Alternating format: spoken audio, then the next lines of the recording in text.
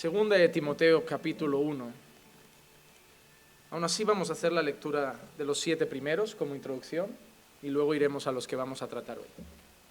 Dice así: Pablo, apóstol de Cristo Jesús, por la voluntad de Dios, según la promesa de vida en Cristo Jesús, a Timoteo, amado hijo, gracia, misericordia y paz de parte de Dios Padre y de Cristo Jesús nuestro Señor. Doy gracias a Dios, a quien sirvo con limpia conciencia, como lo hicieron mis antepasados, de que sin cesar noche y día me acuerdo de ti en mis oraciones, deseando verte, al acordarme de tus lágrimas, para llenarme de alegría. Porque tengo presente la fe sincera que hay en ti, la cual habitó primero en tu abuela Loida y en tu madre Eunice, y estoy seguro que en ti también. Por lo cual te recuerdo que avives el fuego del don de Dios que hay en ti por la imposición de mis manos, porque no nos ha dado Dios espíritu de cobardía, sino de poder, de amor y de dominio propio. Oremos para presentar este tiempo a Dios. Padre, venimos ante ti, Señor, a pedirte que hoy tu palabra, Señor, sea abierta ante nuestros ojos, pero sobre todo que hable a nuestro corazón. Queremos, Señor, no hacer una lectura superficial de tu palabra, no leerla rápido, sino que queremos, Señor, dedicar esta hora, Señor, a meditar tu palabra, a reflexionar tu palabra en cada punto, en cada coma, en cada aspecto mínimo, Señor, que a veces, Señor, pasamos por alto, que podamos entender cuánta enseñanza hay condensada en tu palabra. Ayúdame, Señor, a ser un maestro fiel para tu iglesia. Ayúdame, Señor, a enseñarla sin tener que usar cosas técnicas ni cosas que parezcan intelectuales, sino simples, para que todos puedan entenderla con claridad, que pueda transmitirla con fidelidad, con pureza, pero también, Señor, con la pasión que merece. Ayúdame, Señor, en este tiempo, porque si tu Espíritu Santo no guía la predicación, será infértil, Señor, estéril en los corazones. Pero si tu Espíritu Santo obra, hasta un saludo, Señor, como es lo que vamos a ver hoy, puede hablar a lo más profundo de los corazones. Por eso, Padre, edifica a tu iglesia, porque es tuya, tú la has comprado, Señor. Y te lo pido en el nombre de Jesús. Amén, amén y amén. Pues, hermanos, hoy es nuestra segunda sesión sobre Segunda de Timoteo. Y vamos a ir al versículo 3. Estuvimos tratando los 2 primeros versículos de manera rápida. Estuvimos viendo en primer lugar la presentación del autor y el destinatario de la carta. Vimos al autor, el apóstol Pablo, que se denominaba apóstol de Cristo por voluntad de Dios y según la promesa de vida, que enseñamos que se refería al Evangelio. Luego también aprovechamos para dar algunos detalles bíblicos y requisitos que habían en la Escritura para poder ser un apóstol. Y luego vimos al destinatario, a Timoteo, a quien Pablo llamaba hijo amado, no porque lo hubiera engendrado realmente físicamente, no era el padre físico de Timoteo, sino que pudimos ver que podía ser por el tiempo de discipulado una expresión de cariño, o como Pablo había dicho en otras ocasiones, porque puede ser que Timoteo llegara al Evangelio, llegara a Cristo a través de la predicación de Pablo, y Pablo era una expresión que utilizaba, llamaba hijos a aquellos que él había como engendrado en el Señor, aquellos que Dios había salvado a través del ministerio de Pablo, aquellos que llegaron a la salvación a través de la predicación de Pablo. Y ahora seguimos con la presentación del libro, con la presentación de la carta, y en el versículo 3 encontramos un saludo lleno de amor de Pablo, pero con detalles que quiero que analicemos poco a poco. Empieza Pablo dando gracias a Dios. Dice, doy gracias a Dios, a quien sirvo con limpia conciencia como lo hicieron mis antepasados, de que sin cesar noche y día me acuerdo de ti en mis oraciones. Me acuerdo de ti en mis oraciones. Hermanos, no es de extrañar que el apóstol Pablo estuviera empezando sus cartas con acción de gracias. Es algo que se ve en más cartas de Pablo. Empezar con una acción de gracias a Dios. El corazón de Pablo rebosaba gratitud. En casi todas sus cartas hay expresiones de acción de gracias. Y creo que falta en la iglesia más acción de gracias a Dios. Pablo, a pesar de las circunstancias que vivía, que debemos recordar que se encontraba ¿dónde? En una prisión. Y que Pablo sabía que de esa prisión iba ¿para dónde? Para la muerte. Pablo sabe que está en prisión, no tiene la libertad de comer lo que quiere, no tiene la libertad de estar con sus amigos, no tiene la libertad de estar con otros creyentes, no tiene la libertad de poder darse un paseo y predicar la palabra del Señor, no tiene la libertad que una persona que está en la calle tiene. Y además de todo eso, Pablo tiene la condena garantizada. Pablo sabe que va a morir, pero aún así en su carta da gracias a Dios. A pesar de las circunstancias, a pesar de la adversidad, da gracias a Dios. Y eso es algo que ya debe hacernos parar un poco, porque eso es algo que debería ser propio del corazón de los creyentes. La gratitud a pesar de las circunstancias.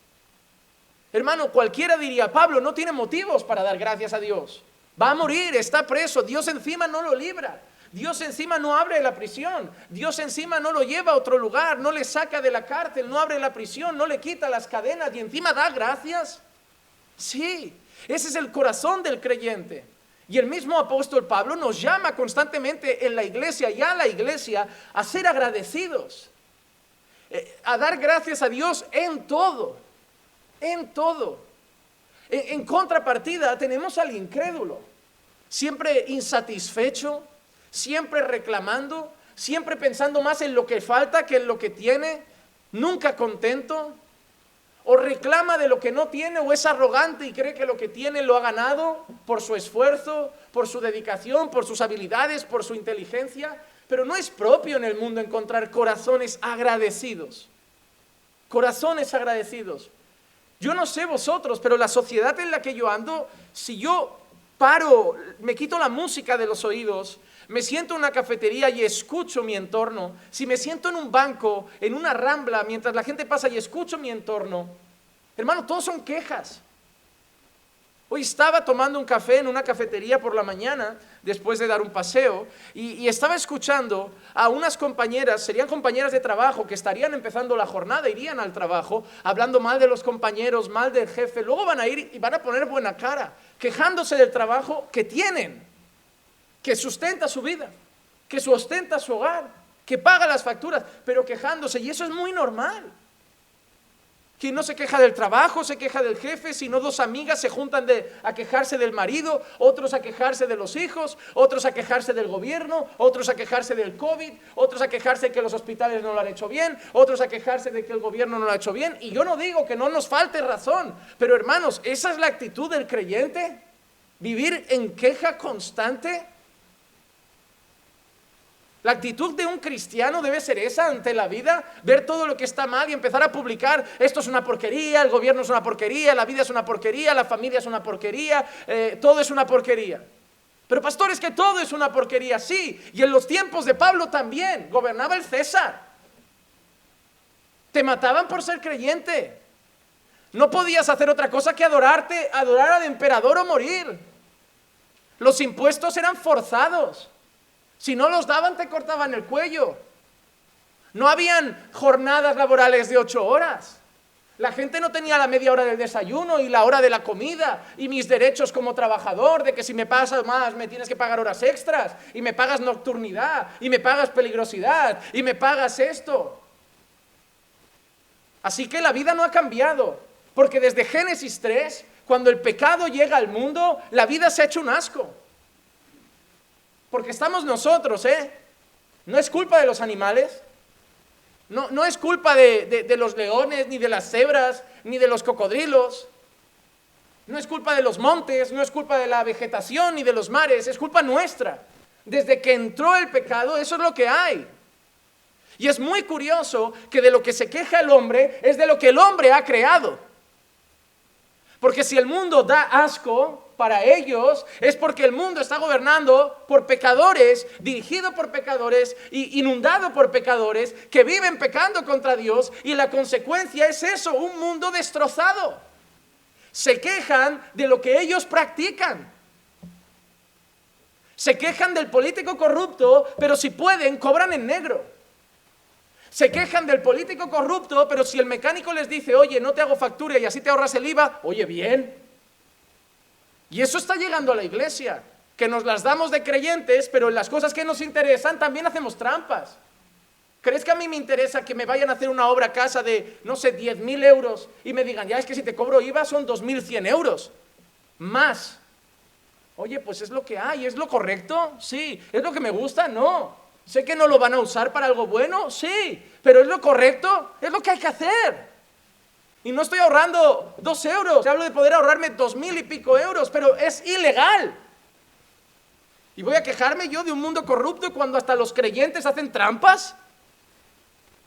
Cuando hasta los creyentes en el tráfico solo reducen la velocidad si hay radar, no si hay norma. Porque si pones 100 y no hay radar, voy a 200. Pero si hay radar, bajo, porque temo el castigo. No temo hacer las cosas bien. Y eso pasa entre creyentes y es una vergüenza. Yo cuando alguien hace eso le pido que al menos quite el pececito del coche. Para que al menos piensen que es otro más conduciendo, pero al menos no un creyente, que debe ser un ejemplo. El mundo está lleno de ingratitud. Y Pablo va a morir a manos de un tirano emperador por culpa de la traición de muchos judíos que le han buscado la muerte a Pablo. Va a morir solo después de haber ganado muchas almas para el Señor haber llegado a almas a través de Pablo. Va a morir en una triste prisión. Va a morir abandonado en un lugar húmedo, seguramente en malas condiciones porque no son como las de ahora con tele. Y aún así empieza dando gracias a Dios. Y tú te vas a quejar porque llevamos puesta una mascarilla. Y tú te vas a quejar porque estamos cansados de echarnos gel y cansados de... ¿En serio? Eso ya nos debería hacer agachar la cabeza, ya hoy mismo, ya acabar así, agachar la cabeza y decir, ya empieza la enseñanza reventándome el corazón. ¿Cuánta gratitud falta en tu vida, hermano? ¿Cuánta gratitud falta? Porque estamos criando una generación de ingratos. Que en las fiestas que vienen, ¿saben qué piensan los niños pequeños? Ellos no están pensando en tiempo en familia. Están pensando en todo lo material que les vas a dar. Y lo van a usar 2 días y lo van a aparcar en una esquina y te van a pedir otro nuevo. Porque estamos creando una generación de ingratos. Una generación que va a comer a casa de alguien que te invita con todo su cariño y cuando lo pones a la mesa el niño dice, a mí esto no me gusta. Pues te lo comes y eres agradecido. Porque encima te han puesto un plato de comida. Pero de ingratos, ¿qué van a hacer? Más ingratos. Pero de un apóstol que era agradecido, nacían iglesias llenas de gratitud a Dios. Hermano, te digo una cosa, si tú no empiezas a modelar el carácter cristiano en tu vida, no esperes que tus hijos mañana caminen con buenos valores cristianos. Porque no les importará cuántos días los trajiste a la iglesia, les importará cómo hablabas y actuabas en casa. Y aquí tenemos un ejemplo de un hombre con todos los motivos humanos para quejarse, pero empieza, doy gracias a Dios. Porque esa era la actitud de Pablo. Y en este momento empieza a dar gracias a Dios por Timoteo. Pero en otros casos ha dado gracias por la iglesia.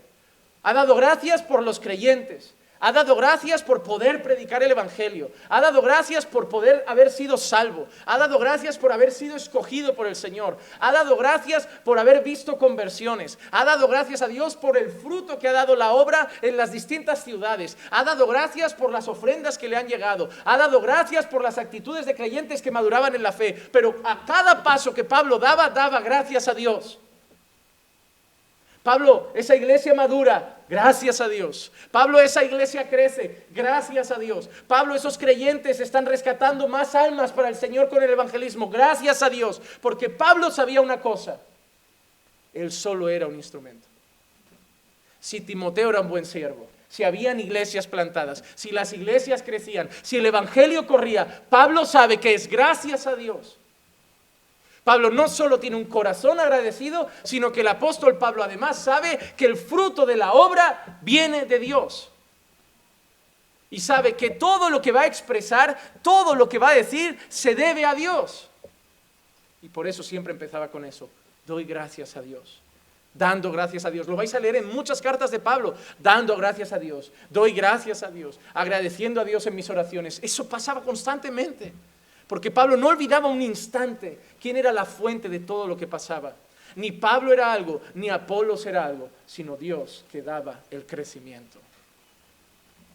Entonces, cuando pasamos del doy gracias a Dios, Pablo da un detalle ahora, que es donde me voy a parar un instante, a profundizar un poco. Mira lo que dice Pablo: a quien sirvo con limpia conciencia.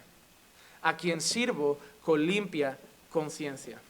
No es la primera vez que Pablo usa la expresión limpia conciencia para referirse a su manera de servir, a su manera de actuar, a su manera de hablar.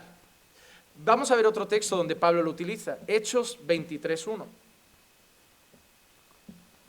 Hechos 23:1. Entonces Pablo, mirando fijamente al concilio, dijo: hermanos, hasta este día yo he vivido delante de Dios con una conciencia perfectamente limpia. Pablo se encuentra ante un concilio y le dice a ese concilio que hasta la fecha él sabe que ha vivido ante Dios con una conciencia perfectamente limpia. Pablo está diciendo exactamente esto: mis actitudes, mi comportamiento, las obras que he hecho, las palabras que he pronunciado, todo lo que he hecho, mi conciencia está tranquila de que ha sido recto a los ojos de Dios. Pablo no está diciendo que no peca, pero Pablo está diciendo que él busca constantemente honrar y obedecer a Dios, manifestar con sus actitudes la vida de un cristiano que obra, vive y trabaja para la gloria de Dios. Y Pablo está diciendo: analizo mi vida, examino mi vida y mi conciencia no me acusa por haber hablado mal de un hermano un día, por haber hecho aquello a escondidas. No, estoy tranquilo, estoy en paz. Había veces que Pablo empezaba diciendo: Dios me es testigo. Como diciendo: nadie me ha visto, pero yo sé y Dios sabe que lo que he hecho y lo que he vivido, estoy en paz porque es correcto ante los ojos de Dios.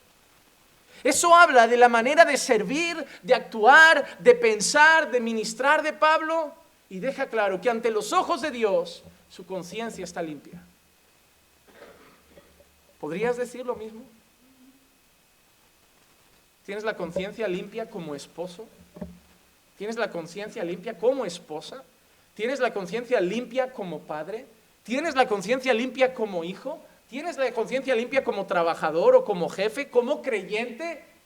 ¿Puedes decir como Pablo: he vivido ante Dios hasta el día de hoy y tengo la conciencia limpia? Y tengo la conciencia limpia. Ahora tú podrás decir: no, pero nadie puede hacer eso, solo Jesús. Este hombre no era Jesús. Este hombre era un pecador. Porque a veces usamos la excusa de Jesús para decir: solo Jesús puede. Pero el que está hablando es Pablo. Ah, pastor, entonces ¿no todos los creyentes hacen alguna trampa? No. Ah, pastor, entonces ¿no todos los hombres tienen problemas con la inmoralidad sexual? No. Ah, pastor, entonces ¿no todos los hombres son infieles? No. Ah, pastor, entonces ¿no todas las mujeres son de mal carácter y dominantes? No. Ah, pastor, entonces ¿todas las mujeres no son chismosas y hablan mal de otras? No, porque hay mujeres de Dios que pueden andar con la conciencia limpia. Y hay hombres de Dios que caminan ante Dios, corandeo, en la presencia de Dios, con la conciencia limpia. Los hay. Los hay. Existen. Y no solo en la Biblia, en el día a día hay gente que ama y teme a Dios. Y vive de tal manera que cuando tú le preguntas: confiesa tu último pecado, tiene que parar a pensar. Porque no está pecando deliberadamente a diario. Así debería ser con los creyentes. Para Pablo, la conciencia limpia era algo sumamente importante. Es más, Pablo en ocasiones incluso dice que él se esfuerza por ello. Se esfuerza por ello. Hechos 24:16. Hechos 24:16 dice: por esto yo también me esfuerzo por conservar siempre una conciencia irreprensible delante de Dios y delante de los hombres. Una conciencia irreprensible delante de Dios y delante de los hombres. Hermanos, hay algo curioso. Ahora ya no es solo ante Dios. Ahora también es ante los hombres. Porque hay gente que hace lo que quiera y le dice a las personas, a mí lo que me importa es la opinión de Dios. Pues no. ¿Cómo que nos debe importar la opinión de los demás? Uno de los requisitos de un pastor, ¿sabes cuál es? Que tenga buen testimonio de los de fuera. Es decir, si la gente que conoce a ese hombre puede hablar mal de ese hombre por algo que hace, no puede ser pastor. Así que los de fuera, no refiere solamente a los creyentes. Si mi madre dice, no, pero él en casa es así, o él como hijo es así, yo descalifico para el ministerio. Porque aunque mi madre no sea creyente, puede testificar que mis actitudes fuera dejan que desear para un cristiano. ¿La opinión de los hombres importa? ¿Importa? Deberíamos andar como Pablo anda, con el esfuerzo y el deseo de poder tener la conciencia tranquila ante Dios, pero también ante los hombres. Y Pablo dice que él se esfuerza por tener una conciencia así. Es decir, que él lucha y él se esfuerza para vivir de tal manera que su conciencia no acuse alguna de las actitudes que ha tomado. Y ahora no usa la palabra limpia, pero usa la palabra irreprensible, pero se refiere a lo mismo. Irreprensible, nada que pueda reprenderle, nada que pueda acusarle. Y Pablo repite eso, me esfuerzo para poder andar ante Dios y andar ante el prójimo de tal manera que mi conciencia esté limpia. Que mi conciencia esté limpia. ¿Y cómo hacemos eso? Yendo todos los días a Dios en oración, buscando regularmente su palabra, porque su palabra nos va a decir cómo es el caminar que honra a Dios. Su palabra nos va a decir cómo anda un creyente, su palabra nos va a decir cómo hay que tratar al prójimo para que luego podamos andar de esa forma y nuestra conciencia no tenga nada de qué acusarnos. Te saltas una señal de tráfico, tu conciencia te debería acusar. Llegar a casa y decir, mira, eso no está bien. Eso no está bien. Vas a un restaurante, te atienden más tarde, o yo lo he vivido con algunos hermanos que en ese momento me quedo asombrado, que a lo mejor vas a un restaurante, llegan otras personas más tarde y el camarero empieza a atender a las otras personas. Y sí, en el mundo damos el grito. Que yo he llegado primero, que llevo una hora esperando. Pero somos creyentes. Nosotros no debemos actuar así. Te aseguro yo que quien se queja por eso jamás pondrá la otra mejilla cuando le den un tortazo. Si eso ya te sube los humos, jamás pondrás la otra mejilla. Por una tontería como esa, o que se te cuele en el supermercado, jamás pondrás la otra mejilla. Porque tienes la mecha muy corta. Y la paciencia no es un fruto del hombre carnal, es un fruto del Espíritu Santo. Y el dominio propio también. Es el Espíritu Santo el que a través de las Escrituras nos guía a vivir de tal manera que podamos tener una conciencia limpia. Es el Espíritu Santo el que obra en nosotros para que podamos vivir de esa manera. Y es el Espíritu Santo el que cuando no lo hacemos nos aflige para que volvamos arrepentidos al Señor. La única manera, hermanos, de vivir con una conciencia limpia es buscar tener comunión con Dios siempre. Buscar tener comunión con Dios siempre. ¿Por qué es tan importante en esto la comunión con Dios? Por algo muy simple. Porque hay personas que a mí me han dicho, yo en verano voy a la playa en bikini y a mí mi conciencia la tengo tranquila. Falta comunión con Dios. No conoces su palabra. Cuando no hay comunión con la palabra y cuando no hay comunión con Dios, tú puedes pecar y estar tranquilo. Te digo una cosa, la prostituta no tiene culpa, no siente culpa. La prostituta no siente culpa, es más, algunas disfrutan porque ganan mucho dinero, no sienten un remordimiento. Te digo una cosa, yo no me veo a los políticos corruptos por la noche llorando al lado de su mujer diciendo, ¿por qué hago esto? ¿Por qué robo a este país? ¿Por qué me hago rico a costa de ellos? Yo no los veo así, Que peques y tu conciencia no taladre tu corazón como un martillo de obra, es muy mala señal. Es muy mala señal. ¿Por qué? Porque el corazón es engañoso. Al final, el mayor juicio para nosotros tampoco puede ser nuestra conciencia. Yo tengo la conciencia tranquila. La conciencia no es la última vara de medir nuestras acciones.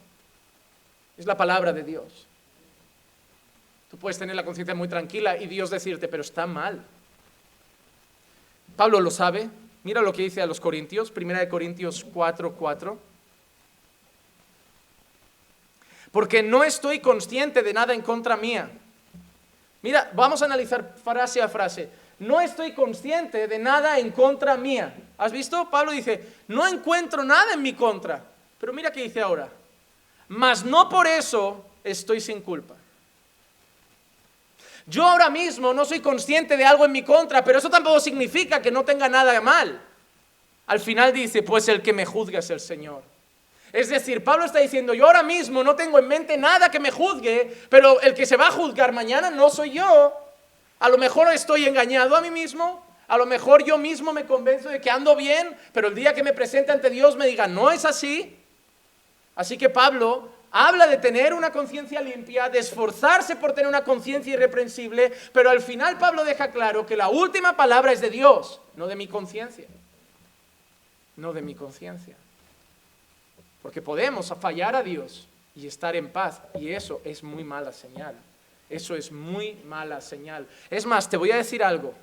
Cuanto más caminas con Dios, las cosas que antes parecían insignificantes, ahora te taladran con un sentimiento de culpa horrible. Cuando yo llegué al Señor, en serio, yo lo recuerdo así, y voy a dar un ejemplo muy claro. Cuando yo llegué al Señor, si no era a lo mejor ver pornografía o algo muy llamativo, una mentirijilla, gritar de golpe a alguien en un enfado, una discusión tonta, eso lo pasaba muy por alto, muy a la ligera. Tenía que ser algo grave para decir, he pecado, me siento mal. O sea, las cosas pequeñas, mi conciencia, porque no era madura, no sentía culpa. Solo las grandes. Cuando empiezo a conocer a Dios, cuando empiezo a conocer las Escrituras, cuando empiezo a caminar con Dios, hermano, te digo algo, no hay un día en el que no encuentre algo que me atormente. No hay un día en el que no encuentre algo que me diga, no eres digno de predicar mi palabra, no eres digno de pastorear a mis ovejas, no eres digno de guiar a mi pueblo. Estar en casa con tu mujer y simplemente decir, déjame ya.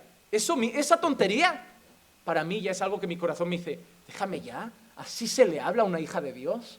¿Así se le habla a alguien redimido por Cristo? ¿Así se le habla a alguien, a una esposa? ¿Eso es amar a tu esposa como Cristo amó a la iglesia? ¿Contestar así? ¿Porque algo no te gustó? ¿Y tu humildad? ¿Y el pagar el mal con bien? ¿Y el que tu boca sea con palabras de gracia? Te empiezan a venir todos los textos bíblicos que un simplemente, oye, déjame, ya te atormenta, como no es propio de un cristiano. Yo pensaba que cuando pasaran los años me sentiría cada vez más limpio. Y conforme pasan los años me siento cada vez más indigno. Pero doy gracias, porque ahora me siento indigno por esas cosas que otros dicen, pero cuando eres temeroso de las pequeñas, es muy difícil que caigas en las grandes. Eso es una realidad. Cuando mirar a una mujer a lo mejor que pasa y solamente girar la cara un segundo ya te atormenta, dudo que vayas a ver pornografía. Si simplemente mirar a una mujer vestida por la calle ya te hace sentir culpable de traición. Pero cuando eso no es nada, estás más cerca de cosas más graves. Por eso no es la conciencia lo que nos mide, es la palabra. Y la palabra nos dice, ¿cómo puede ser que alguien venga a la iglesia y alguien le diga, mira, he cometido un error, he hecho esto con mi mujer, y le diga, bueno, tampoco no has tenido sexo con ella, eso no es adulterio? ¿Cómo? El que mira a una mujer para codiciarla ya adulteró con ella. Si le mandaste un WhatsApp, ya es adulterio a los ojos de Dios. Si coqueteaste tomando un café, ya es adulterio a los ojos de Dios. Si te alegras y tu corazón da un grito de alegría cuando esa compañera llega por la puerta, ya es adulterio a los ojos de Dios. Se está formando codicia en tu corazón. Para el mundo el adulterio es la cama, para Dios el adulterio nace aquí.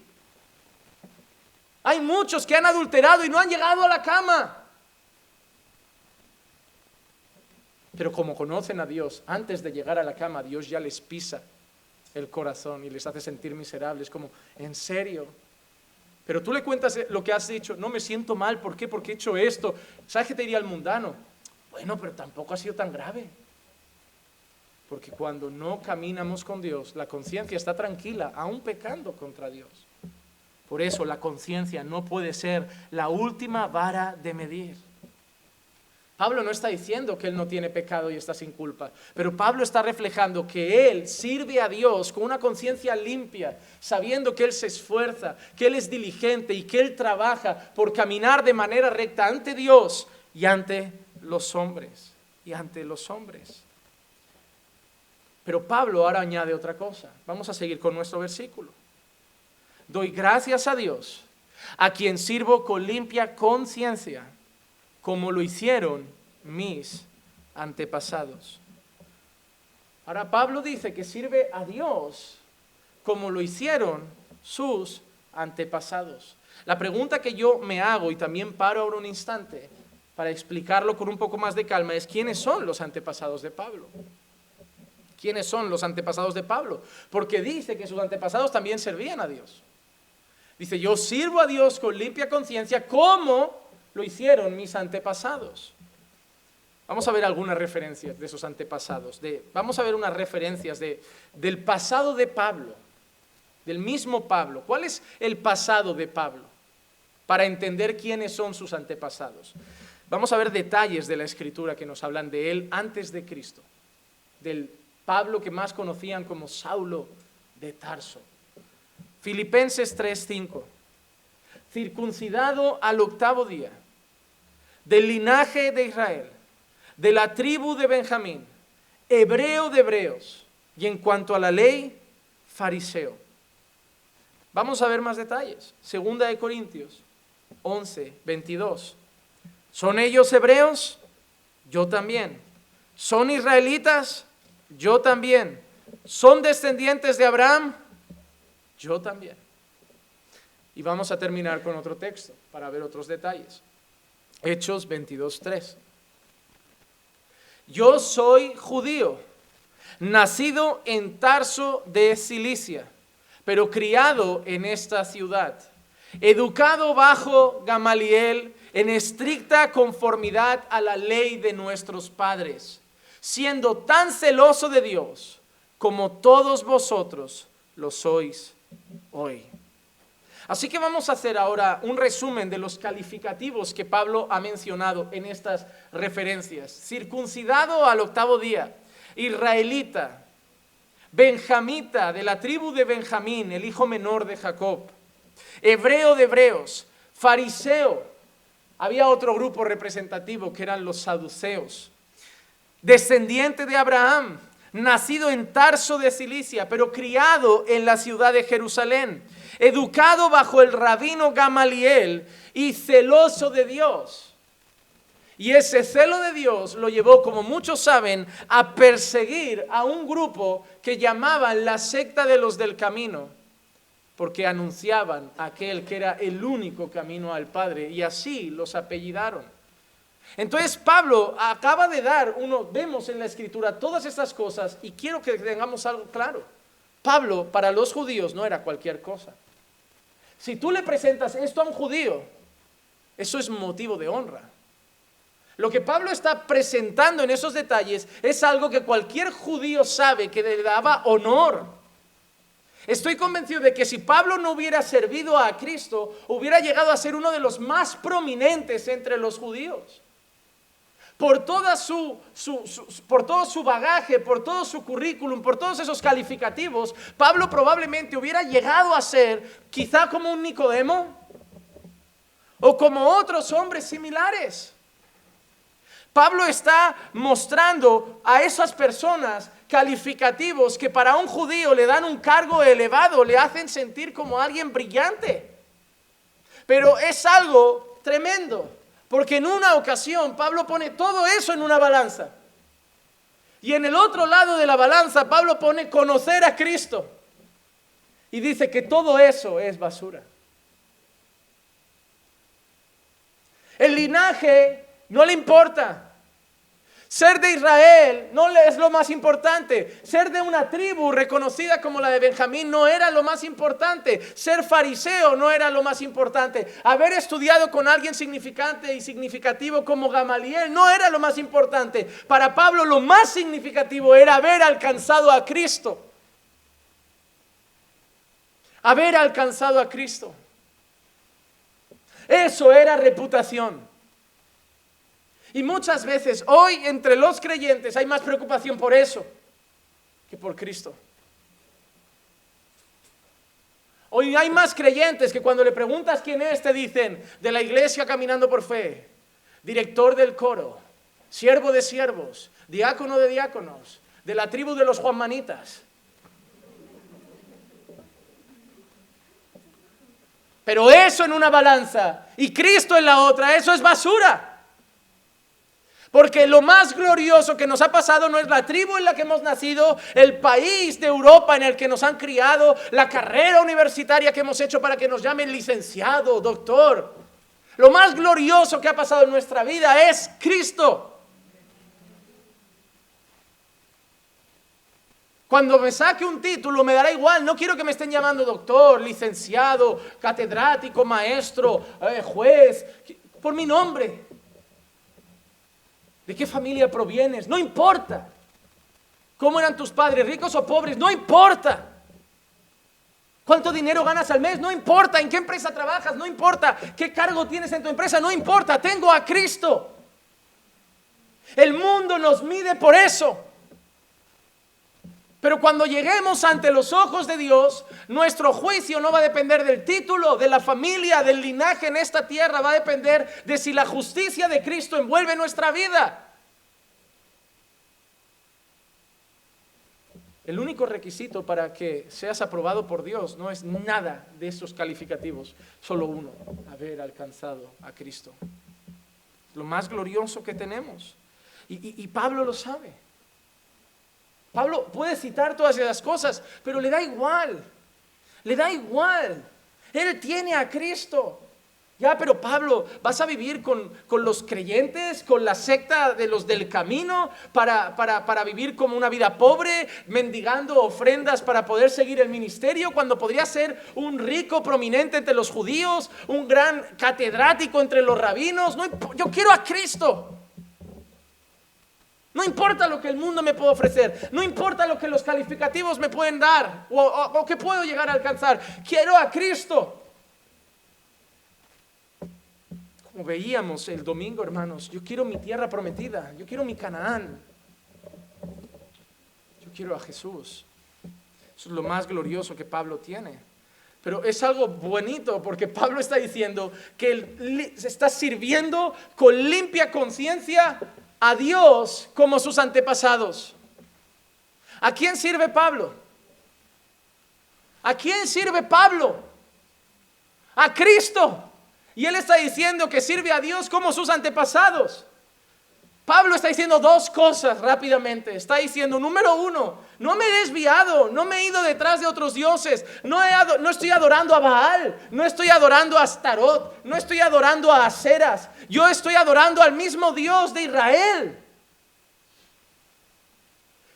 Yo estoy adorando, estoy sirviendo al Dios de mis antepasados, al Dios de Israel. Pero es que esa afirmación tenía otra, porque podían preguntarle, ya, pero tú estás detrás del Cristo, tú estás detrás de ese tan Jesús, ¿cómo que no has dejado al Dios de Israel? Es que Él es el Señor, es que el Cristo es el Señor, es que si sirvo a Cristo, sirvo al Padre, es que si sirvo a Cristo, sirvo al Dios de Israel. Al que vosotros llamáis Abba, yo lo sigo llamando Abba Padre, pero nos envió a su Hijo, que no solo es Salvador, es Señor. Así que la afirmación de Pablo es tremenda. Está agradecido, camina ante Dios con limpia conciencia y le recuerda a los que tiene delante que Dios es uno, que servir a Jesús es servir a Dios. Porque para un judío irte tras Jesús era traicionar a Dios. Pero los judíos tenían un problema y Pablo lo deja muy patente en otras ocasiones. Los judíos no tenían un pleno conocimiento de Dios. Un pleno conocimiento de Dios. Hay muchas personas que a veces hoy me mandan vídeos por Facebook o por correo electrónico. Siempre toda la gente te quiere convertir a su religión. Siempre. A mí cada semana me llegan vídeos de adventistas, mormones, testigos de Jehová, me llegan vídeos de católicos. Mira este vídeo, me pareces buen predicador, pero mira este vídeo, es de un pastor que se ha vuelto católico otra vez y que enseña que la Iglesia Católica es la única verdadera. Me mandan un montón de esos como diciendo, a este chaval hay que aprovecharlo, así nos lo traemos. Es como, vamos a ficharlo. No está tan torcido, todavía lo podemos reencaminar. Y hoy me mandaron uno, que son los que más me suelen llegar, que son tema de judaizantes, estos que se suelen llamar regreso a las sendas antiguas, y todo el rato dicen palabras en hebreo, que parece que no hay nada más gracioso que un español o un peruano empezando a hablar en hebreo. Ni siquiera hablamos bien el castellano y ya queremos hablar hebreo. ¿Por qué? Porque esos colectivos te hacen pensar que Dios, no sé si escucha más cuando hablas como un judío. Porque el verdadero nombre de Jesús es Yeshua. Dios, madre mía, ya empezamos. Dile al chino que diga eso. No, empiezan así. Y no, porque hay que volver al Sabbat. Y no, porque hay que volver a esto. Y no, porque hay que volver a los alimentos. Porque Dios no anuló la ley. Porque... Yo cada vez que me mandan eso le digo, mira, ya Pablo se peleó con ellos en el libro de Gálatas. Yo ya no voy a entrar en el tema. Pablo dedicó todo un libro a esta gente. Si no lean Gálatas, es para ellos. Porque no han entendido lo que Dios ha hecho. No han entendido los textos que todo era sombra de lo que había de venir. Parece que Jesús no ha cambiado nada, la historia, parece que Jesús no representaba nada del pasado. Que el sacerdocio sigue igual, los sacrificios siguen igual, todo sigue igual. Pero no, las cosas han cambiado. La Biblia mismo dice que ahora estamos bajo un nuevo y mejor pacto. Entonces hay que tener en cuenta esos pasajes. El problema de los judíos es que no tenían un pleno conocimiento de Dios. No lo tenían. No lo tenían. Mira lo que dice Romanos 10, 2 al 4. Romanos 10, 2 al 4. Porque yo testifico a su favor de que tienen celo de Dios. ¿Qué tienen de Dios? Tienen celo. O sea, son celosos de Dios, de la ley, de la Torá. Ellos luchan contra aquellos que se oponen. Llama perros a los gentiles. Pero no conforme a un pleno conocimiento. Tienen celo, pero no conforme a un pleno conocimiento. Y no hay nada peor que alguien celoso de una religión incompleta o falsa. Porque un fanático con una mentira es una bomba explosiva. Y los judíos tenían un problema, no tenían un pleno conocimiento de Dios, conocían una parte de Dios, pero no habían entendido la revelación completa de Dios. Versículo 3, pues desconociendo la justicia de Dios y procurando establecer la suya propia, no se sometieron a la justicia de Dios, porque Cristo es el fin de la ley para justicia a todo aquel que cree, a todo aquel que cree. ¿Cuál era el problema? Dice Pablo, que ellos querían establecer su propia justicia. Justicia. Hay muchos que hacen eso hoy, ¿eh? ¿Qué significa establecer su propia justicia? ¿Qué significa? ¿Cómo hacerse a ellos mismos justos?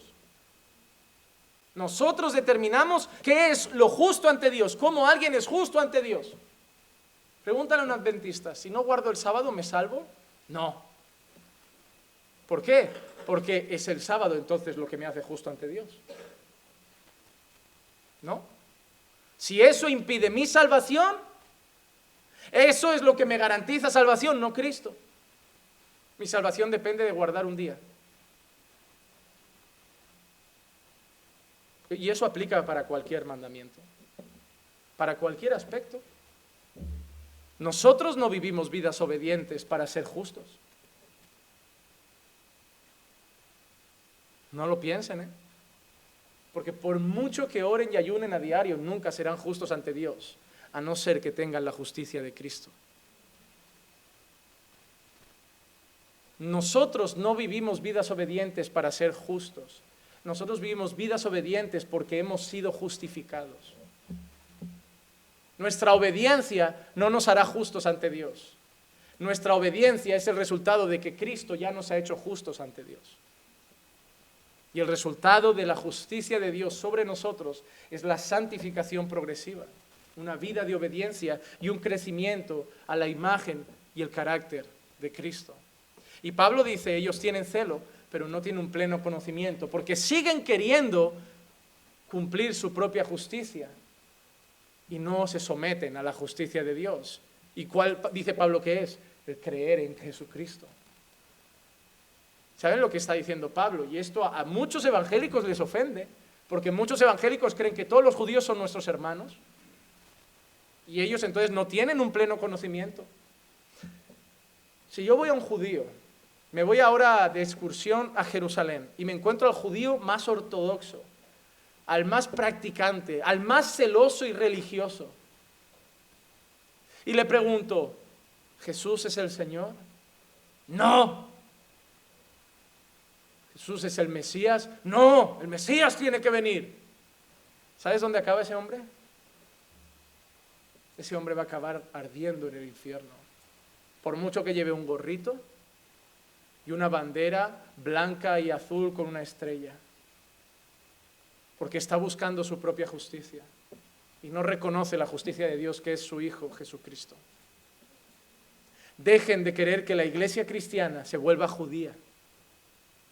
Dejen de querer que los cristianos sean judíos, porque Pablo dice una cosa muy importante al final de su carta a los romanos: ojalá yo pudiera ser anatema, es decir, ojalá yo pudiera perderme para que ellos se salven, pero Pablo sabe que no depende de él.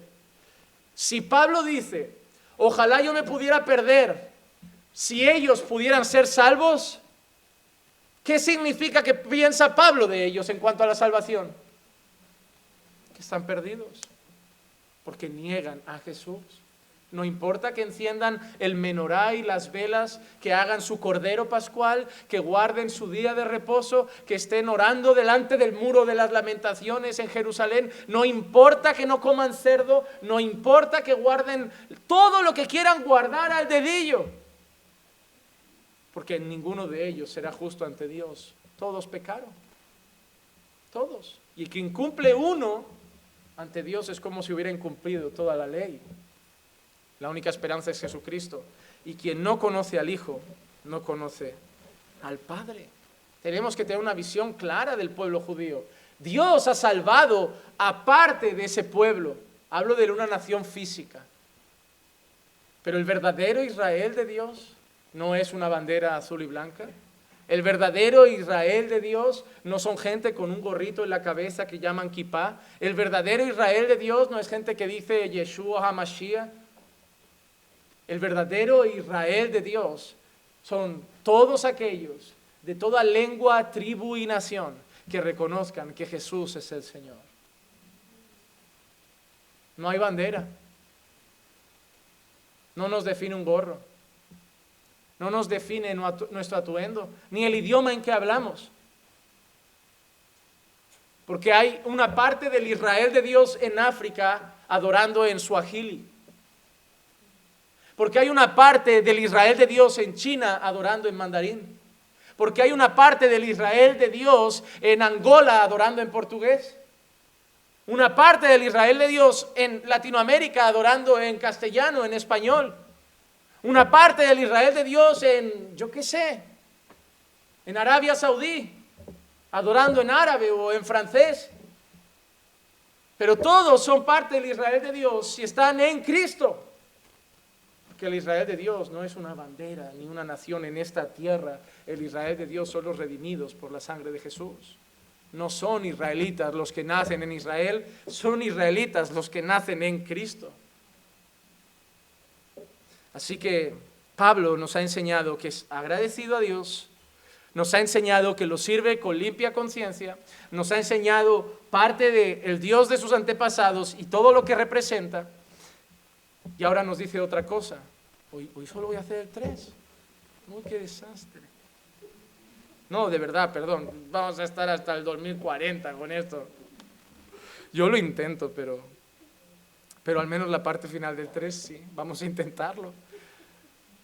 De que sin cesar, noche y día, me acuerdo de ti en mis oraciones. La siguiente parte del versículo a mí me trae otra enseñanza y quiero compartir con ustedes. Pablo es agradecido. Pablo tiene limpia conciencia en el servicio a Dios de sus antepasados como sus antepasados, pero ahora Pablo da un detalle: sin cesar, noche y día se acuerda de su discípulo amado en sus oraciones. Si hay algo que Pablo escribe en las cartas constantemente es la necesidad de una vida de oración. Y Pablo constantemente expresa sus oraciones por las iglesias y por los creyentes. ¿Por qué? Les digo una cosa, no hay nada que demuestre más amor hacia una persona que orar por ella. En hacer una postal, eso tardas 1 minuto. Comprar unas flores, eso es un momento. Escribir un WhatsApp es un momento. Presentar a una persona ante Dios sin que ella lo sepa, sin que los ojos te miren, sin que nadie te escuche, demuestra que la amas.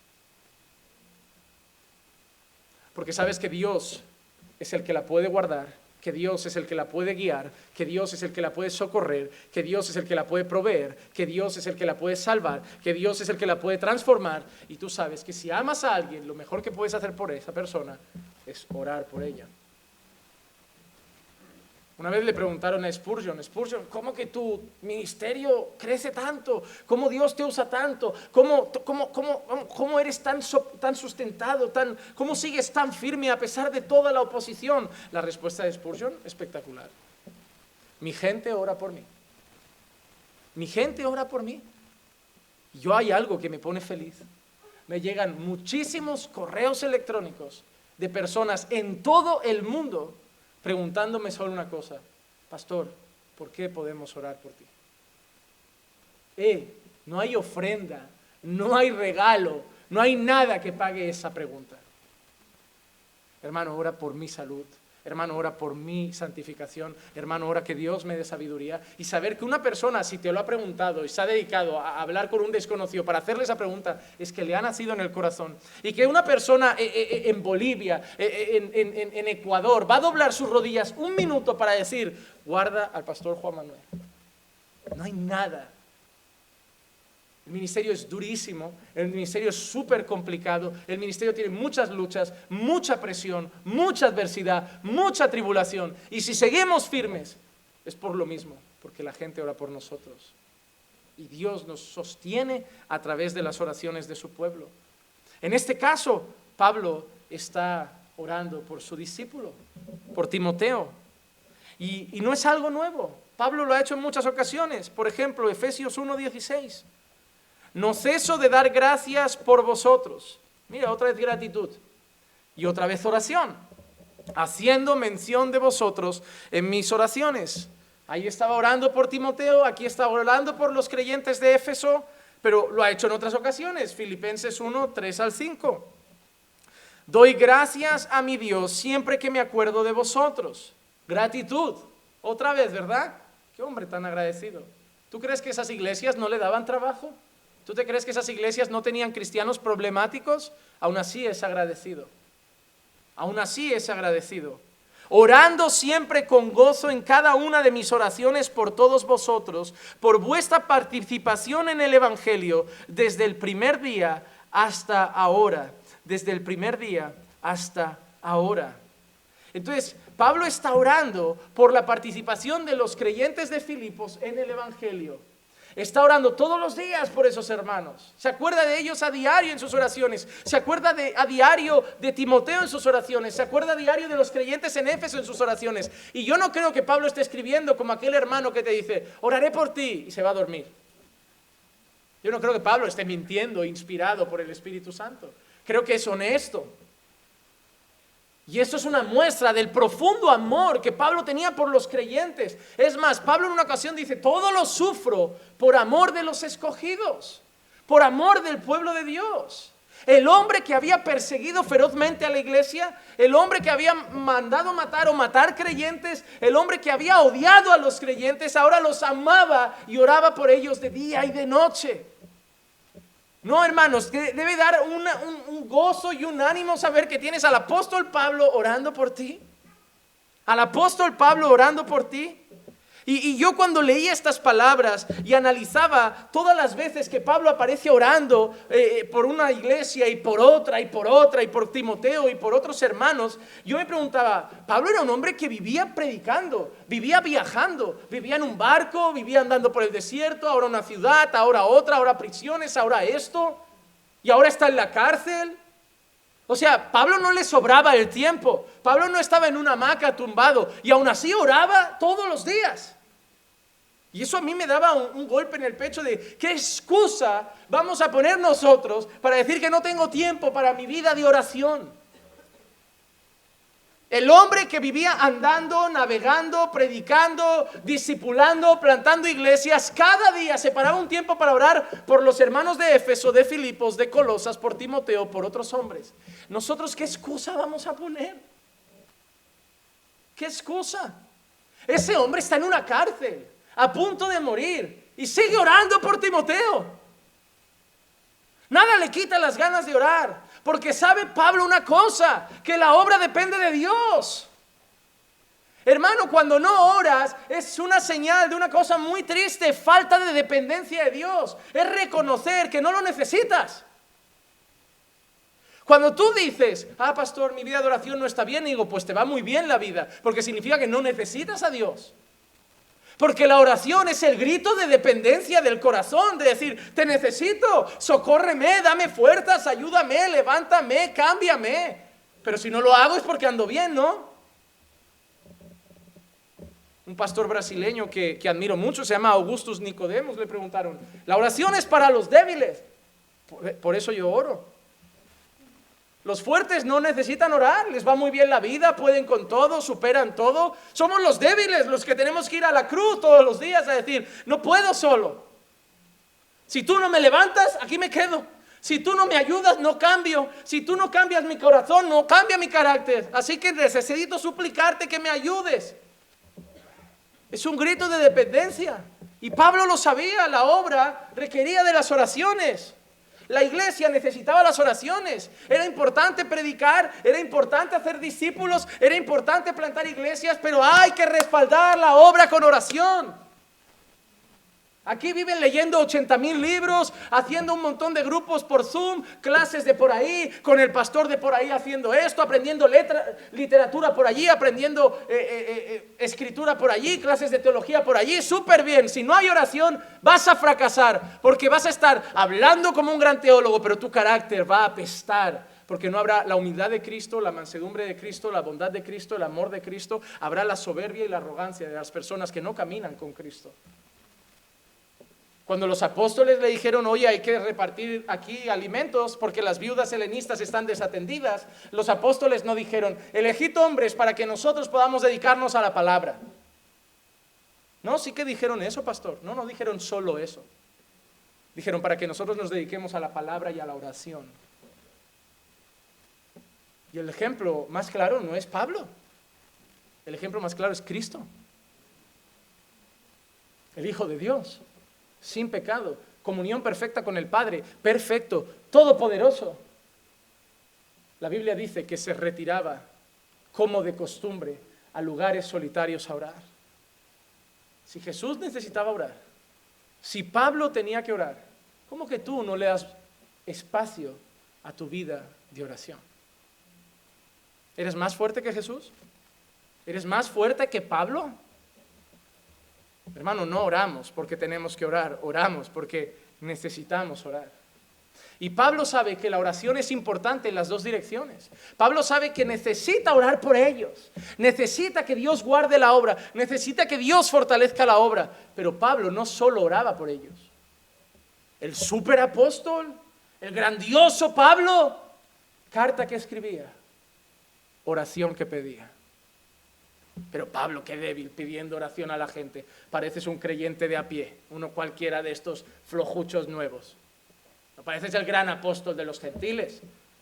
Romanos 15, 30 al 32. Os ruego, hermanos, por nuestro Señor Jesucristo y por el amor del Espíritu, que os esforcéis juntamente conmigo en vuestras oraciones a Dios por mí, para que sea librado de los que son desobedientes en Judea, y que mi servicio a Jerusalén sea aceptable a los santos, y para que con gozo llegue a vosotros por la voluntad de Dios y encuentre confortante reposo con vosotros.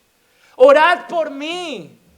Número 1, ¿para qué? Para que sea liberado, para que Dios me libre de los enemigos del Evangelio, de los que buscan mi mal.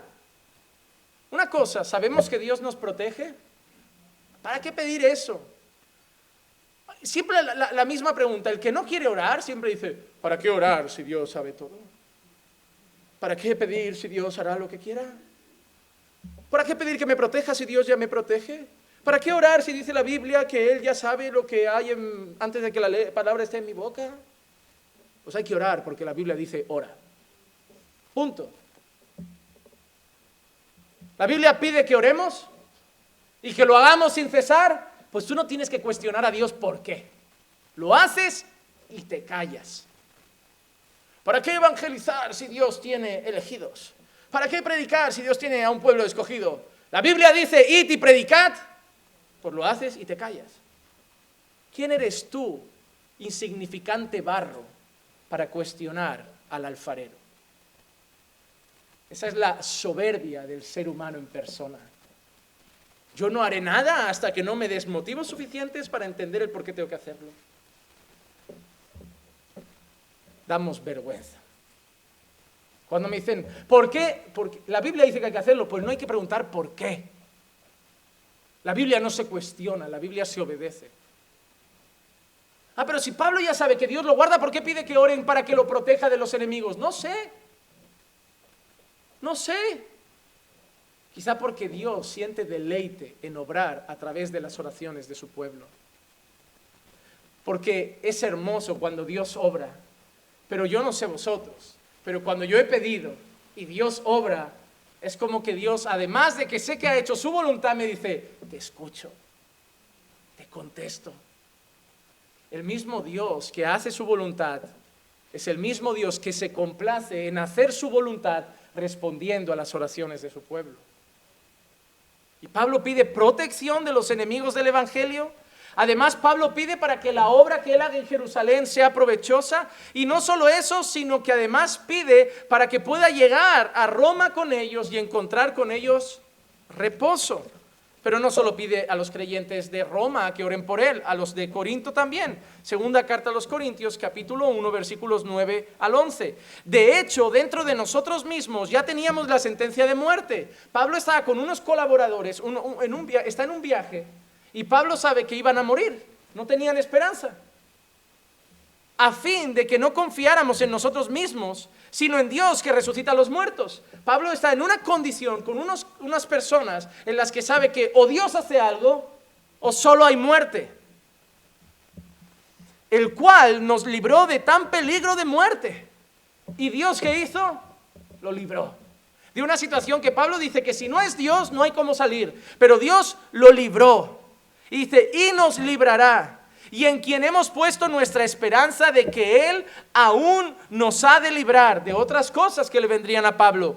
Pero mira que dice ahora, cooperando también vosotros con nosotros con la oración, para que por muchas personas sean dadas gracias a favor nuestro por el don que nos ha sido impartido por medio de las oraciones de muchos. Pablo está diciendo, sé que Dios nos ha librado y sé que nos librará para que la gente dé gracias, y todo es mérito al don, regalo, la liberación, la salvación de esos peligros que Dios nos ha dado por las oraciones. ¿Quién lo ha librado? ¿Quién lo ha salvado? Pero Pablo dice, lo ha hecho respondiendo a las oraciones. Respondiendo a las oraciones. El apóstol Pedro salió de la cárcel. ¿Quién lo sacó de la cárcel? ¿Quién quería sacarlo de la cárcel? ¿Quién había determinado que no era el día de Pedro? Pero no dice la Escritura, y la iglesia hacía de continuo oración por Pedro. Pero no solo pide oración a los de Roma ni a los de Corinto solo, sino también a los de Éfeso. Efesios 6, 19 y 20, y orad por mí. ¿Y ahora para qué pide? Ha pedido protección, ha pedido para que haga una buena labor en Jerusalén, ha contado la historia del día que Dios los libró a través de la oración de esas personas, ha pedido poder llegar a Roma para poder encontrar reposo con ellos, y ahora dice, ahora os pido para que me sea dada palabra al abrir mi boca, a fin de dar a conocer sin temor el misterio del Evangelio, por el cual soy embajador en cadenas, que al proclamarlo hable con denuedo como debo hablar. Ahora Pablo, el sembrador, el plantador de iglesias, el predicador, está pidiendo que le oren por él para que predique como debido. Pablo. Y si Pablo pide oración para que pueda predicar con denuedo, ¿qué no tendremos que pedir los predicadores de hoy que tartamudeamos y se nos traba la lengua cada dos frases? A lo mejor están orando poco, por eso no atino con los versículos y los tiempos. A lo mejor Pablo habría acabado la clase mejor, pero igual no están orando. Así que ahora está pidiendo también por su predicación, para no tener miedo a la hora de predicar. Pablo enfrentaba situaciones donde predicaba ante guardias pretorianos, ante emperadores, y Pablo quiere ser valiente y hablar con denuedo como debe ser. Pero no solo a los de Éfeso, también a los de Colosas, Colosenses 4, 2, 4. Perseverando en oración, velando en ella con acción de gracias, orando al mismo tiempo también por nosotros, para que Dios nos abra una puerta para la palabra. ¿Ahora qué pide? Mira, el Evangelio de la Prosperidad, la única puerta y ventana que pide abriendo tiene con dinero. Que Dios abra ventanas, que Dios abra puertas. Todas tienen que ver con dinero, trabajo, dinero, trabajo, dinero, trabajo. Pero la puerta que Pablo está pidiendo no es eso, es una oportunidad para predicar el Evangelio. Pablo cuando dice que Dios nos abra una puerta, es que Dios nos permita y nos dé una oportunidad para poder predicar el Evangelio. Dice, orad para que Dios nos abra una puerta para la palabra, a fin de dar a conocer el misterio de Cristo, por el cual también he sido encarcelado, para manifestarlo como debo hacerlo. Pablo ha pedido protección. Pablo ha pedido ser un buen siervo en Jerusalén. Pablo ha pedido el poder llegar a ellos y encontrar un poco de descanso y reposo. Pablo ha pedido que oren por él para predicar sin miedo. Pablo ha pedido que oren por él para predicar con denuedo. Pablo ha pedido que Dios abra puertas y oren para que Dios abra puertas y poder llevar el evangelio a otro sitio y predicarlo como debe hacerlo. Porque no ha pedido de todo, menos dinero, comida, cosas materiales, todo lo que tiene que ver con la obra de Dios. Porque Pablo sabe algo, hermanos y hermanas, la obra de Dios necesita ser respaldada con oración. Y la iglesia reformada es la más pobre en oración. Salimos de una iglesia diciéndonos que los cultos de oración eran un circo y jaleo, y nos vamos ¿a qué? ¿A dejar de orar? Sí, oración con ignorancia, nadie lo quiere. Oración sin contenido y sin fundamento bíblico es puro misticismo. Pero si hemos conocido la verdad, oremos con la verdad, oremos de la manera correcta, oremos apropiadamente. Pero hermanos, hay que orar. Pablo oraba por los Éfesos, por los de Éfeso, por los de Colosas, por los de Corinto, por Timoteo, y pedía oración a todo el mundo. Ahora yo te pregunto, ¿cuánto tiempo oras tú por tus hermanos? ¿Cuánto tiempo oras por tu pastor? Te digo una cosa, estoy más convencido que hay más gente fuera que dentro de esta iglesia orando por mi vida. Más fuera que dentro. Y lo sé, porque aplicará ese texto toda la vida. Aunque se dirigía a Jesús, ese texto va a aplicar siempre. Ningún profeta tiene honra en su propia casa. Todo el mundo, cuando se acostumbra a algo, ese algo, pues, no pasa nada. Y no es para adular a esa persona, pero hermano, por lo menos orar por tu pastor. Me quitaría los zapatos y te los dejaría una semana solo, para que llevaras nuestro ritmo una semana, y me dijeras si quieres seguir. Y no oran. Pero es al pastor al que siempre dicen, ora por esto, pastor. Dame ese consejo, pastor. Ora por aquello, pastor. Pero Pablo necesitaba oración para poder predicar bien Y yo predico constantemente y necesito hacerlo bien, necesito hacerlo con denuedo, necesito hacerlo con fidelidad. ¿Cuánto tiempo, hermano, estás orando por los predicadores de la palabra, otros predicadores? ¿Cuánto tiempo oras para que el Señor guarde a hermanos que están en países donde está prohibido ser cristiano, que los guarde de los enemigos? ¿Cuánto tiempo oras por los que están plantando iglesias en lugares difíciles? ¿Cuánto tiempo oras por la necesidad de tus hermanos? ¿Cuánto tiempo oras por la fe de tus hermanos? ¿Cuánto tiempo oras por esta iglesia? ¿Y cuánto tiempo oras para que Dios abra puertas? Estamos todos diciendo, qué bonito será cuando nos vayamos a otro local. ¿Cuánto estáis orando para que Dios abra esa puerta? ¿Cuánto tiempo? No va a abrirse sola. Y yo confío que no voy a encontrar yo el lugar, que Dios me lo va a poner delante. Y va a ser el lugar que Dios quiera. Y va a ser respuesta a nuestras oraciones. Que vamos a decir, Señor, ábrenos una puerta para que pueda llegar más gente. Para que podamos hacer más cosas para ti. Y ábrenos una puerta para crear una plataforma y encontrar recursos para empezar a preparar y mandar misioneros. Y ábrenos una puerta para hacer una escuela propia de teología y formar académicamente en buena doctrina a muchas personas. Ábrenos una puerta, pero queremos que todo pase, aplaudirlo y nadie pagar un precio. Pero la gente oraba. Es bueno leer, es bueno predicar. Ha quedado claro aquí. Hay que predicar, hay que hacer discípulos, hay que enseñar sana doctrina, hay que preparar a la iglesia, hay que capacitar a los santos, pero hay que doblar las rodillas. Los hombres que han cambiado la historia eran hombres de oración. Eran hombres de oración. Cuando John Knox estaba en Escocia, era católica al principio. Escocia era mayoritariamente declarada una nación católica. Pero ese hombre se encerraba en su habitación y su mujer dice que se acercaba. Un minuto, hermanos, ya termino. Su mujer se acercaba a la puerta y decía, picaba, John, sal a comer, sal a cenar. Y ese hombre no salía de la habitación. Y cuando le preguntaban, oye, ¿qué está haciendo tu marido? Dice, yo no sé, pero yo me pongo a la puerta y solo escucho a un hombre gritar, dame Escocia o me muero. Y unos años después, Escocia se declara nación protestante. Cuando le preguntan a la reina de Inglaterra por todos los problemas que había tenido con el ejército rival, le preguntaron a esa reina, ¿tú temes a los ejércitos rivales? Dice, yo no temo a los ejércitos, yo temo las oraciones de John Knox. Que una mujer que dirige un reino diga, yo no temo a los ejércitos, yo temo las oraciones de un hombre.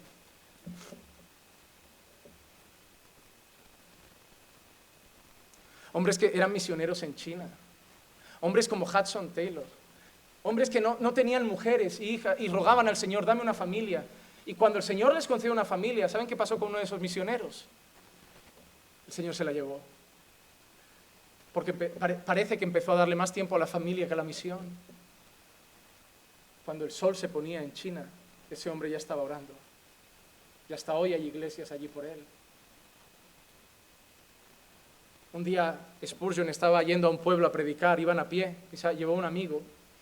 Y en vez de ir por el camino largo, dice, vamos a atajar por el bosque. Y de golpe están hablando, normal, paseando por el bosque, y de golpe el amigo se gira y ve que Spurgeon no está. Ha desaparecido. Y de golpe mira atrás y lo ve orando, en medio de un bosque, todo nevado. Y va corriendo y le dice, oye, hay que ir a predicar. Se había caído un árbol por una tormenta. Se había parado en el camino. Spurgeon se levanta, se sacude la nieve de las rodillas y le dice, Dios me ha puesto aquí un lugar para orar y no lo voy a aprovechar. Luego nos preguntamos cómo esos hombres cambiaron países enteros. No, pastor, hay que enseñarle a la iglesia el sermón de Jonathan Edwards, pecadores en las manos de un Dios airado. Pastor, dicen que cuando Edwards estaba predicando ese sermón, iba la gente al altar en lágrimas diciendo, para de predicar, que da la sensación de que se va a abrir el suelo y nos va a tragar el infierno. Y dicen que ese día se convirtió toda la capilla. Dice que había gente que se daba cabezazos en las columnas diciendo, pare ese hombre de hablar, que nos está haciendo sentir miserables. Oh, pastor, necesitamos más predicadores así. Ese predicador hizo algo 3 días antes. Durante 3 días no salió de su habitación, ayunó y oró. Y dicen las personas que cuando Jonathan Edwards entró, su rostro resplandecía. Posiblemente como lo que dice la escritura de Moisés, cuando había estado tiempo con Dios. ¿Queremos un avivamiento? Yo lo quiero. Estoy cansado de ver iglesias que tienen carteles, España para Cristo, Barcelona para Cristo.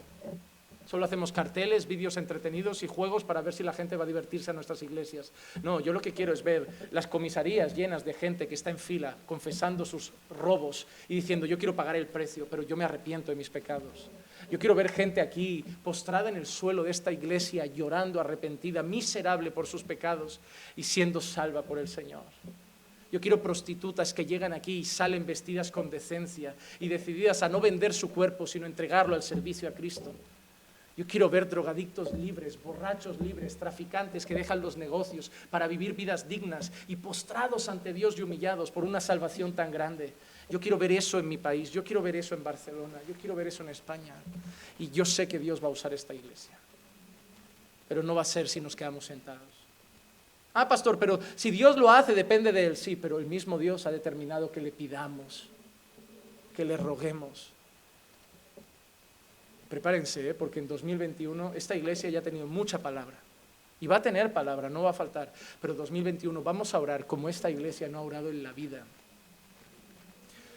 Porque hay gente que está luchando con la inmoralidad, está luchando con el mal carácter, está luchando con el mal genio, con la pereza, con la inconstancia, con un montón de cosas. Que solo decimos, orad por mí, pues lo vamos a hacer. Vamos a venir aquí por las mañanas, vamos a venir por las tardes, el que no pueda vendrá por la noche, abriremos 3, 4 días a la semana y todo el año si hace falta. Y Dios va a empezar a arrancar el pecado de los corazones, a traer conversiones a este lugar, saldrán a evangelizar y los traerán en masa aquí a las personas, no con entretenimiento. En esta iglesia habrá palabra, ayuno y oración. Y va a crecer al ritmo de Dios. Pero vamos a tener que orar. La iglesia necesita orar. Y hasta que no llegue ese momento ya podemos empezar a hacerlo en casa. Vamos a despedirnos y semana que viene voy al 4. Perdón. Pero espero que aunque se haga largo el estudio, edifique sus vidas. Padre, gracias.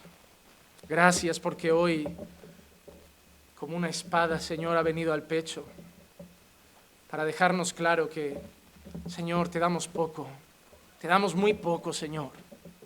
Nos encanta leer y estudiar de grandes hombres, pero la diferencia es que ellos te dieron todo. La diferencia es que ellos dijeron, heme aquí, Señor, heme aquí. La diferencia es que ellos estuvieron dispuestos a pagar la tele. Ellos estuvieron dispuestos a pagar las redes sociales. Ellos estuvieron dispuestos a pagar los teléfonos y darte su tiempo y darte sus rodillas. Señor, empezando por mí, que 2021 sea un año en que tengamos callos en las rodillas. Que 2021 sea un año en que tengamos ojeras de tantas noches de oración. Que 2021 sea un año en que vengamos humillados y postrados ante ti día tras día, Señor, y van a cambiar muchas familias, muchos hombres, muchas mujeres, porque no hay nada que impacte más una vida que lucha con el pecado que estar en la presencia del Todopoderoso durante horas y horas.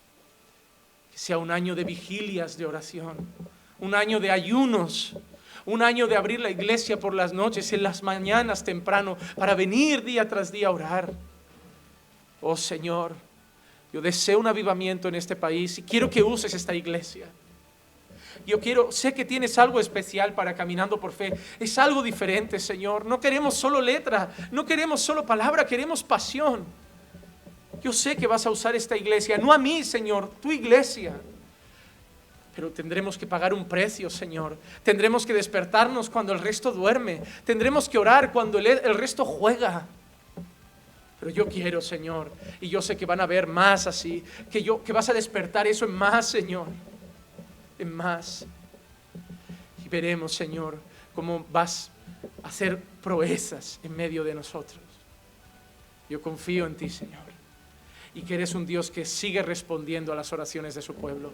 Gracias, Padre, por este día maravilloso. En el nombre de Jesús. Amén, amén y amén.